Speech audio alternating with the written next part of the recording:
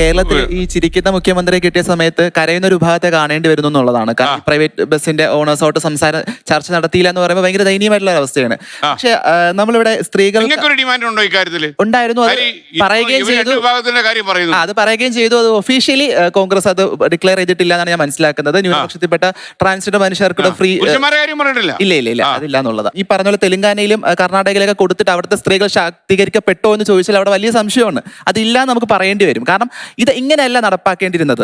ഒരു പക്ഷെ നോക്കുന്ന സമയത്ത് നമുക്ക് 60-50 വയസ്സിന് മുകളിലുള്ള എല്ലാ മനുഷ്യർക്കും നമുക്ക് ഒരുപോലെ ഫ്രീ ആയിട്ട് സൗജന്യ യാത്ര കൊടുക്കാം, ഇല്ലെങ്കിൽ സ്പെഷ്യലി ചലഞ്ചഡ് ആയിട്ട് മനുഷ്യർക്ക് കൊടുക്കാം, ഇല്ലെങ്കിൽ എന്തെങ്കിലും അസുഖബാധിതർക്ക് കൊടുക്കാം. അങ്ങനെ ഏതെങ്കിലും തരത്തിൽ പിന്നോക്കം നിൽക്കുന്ന സ്ത്രീയോ പുരുഷനപ്പുറത്തേക്ക് ജെൻഡറിനപ്പുറത്തേക്ക് കൊടുക്കാമായിരുന്നു എന്നുള്ളതാണ് UDF-നോട് എനിക്ക് പറയാനുള്ളത്. പക്ഷേ ഇതൊക്കെ കൊടുക്കുന്ന സമയത്തും നമ്മുടെ എല്ലാ കാലത്തും നമ്മൾ സംസാരിക്കുന്ന സമത്വം പറയുന്ന സമയത്ത് എന്നും രാവിലെ ഒരു അച്ഛനോട് കൈ നീട്ടുന്ന ഒരു പെൺകുട്ടിയെ സംബന്ധിച്ച്, ഇല്ലെങ്കിൽ വീട്ടിലെ ആളുകളോട് ചോദിക്കുന്ന സമയത്തൊക്കെ തന്നെ അവർ ശാക്തീകരിക്കപ്പെടുന്നുണ്ട് എന്നുള്ളത് മറുഭാഗം ഉണ്ട് എന്നുള്ളതാണ്. കാരണം എന്തിനെവിടെ പോകുന്നു, എത്ര രൂപ വേണം എന്നൊക്കെ പറയുമ്പം പലപ്പോഴും സ്ത്രീകൾക്ക് വലിയൊരു ബുദ്ധിമുട്ടാണ് അങ്ങനെ ചോദിക്കേണ്ടി വരിക കുടുംബത്തിനകത്ത്.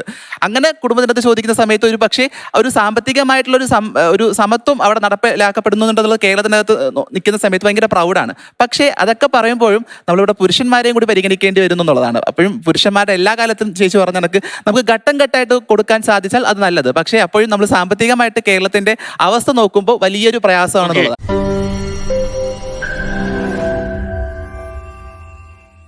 ലോകത്തെവിടെയായാലും ഏത് സമയത്തും 24 വാർത്തകളും ഓഗ്മെന്റഡ് റിയാലിറ്റി പാക്കേജുകളും എക്സ്പ്ലെയിനറുകളും വിശദമായി കാണാൻ ഞങ്ങളുടെ യൂട്യൂബ് ചാനൽ നിങ്ങൾക്ക് സബ്സ്ക്രൈബ് ചെയ്യാം.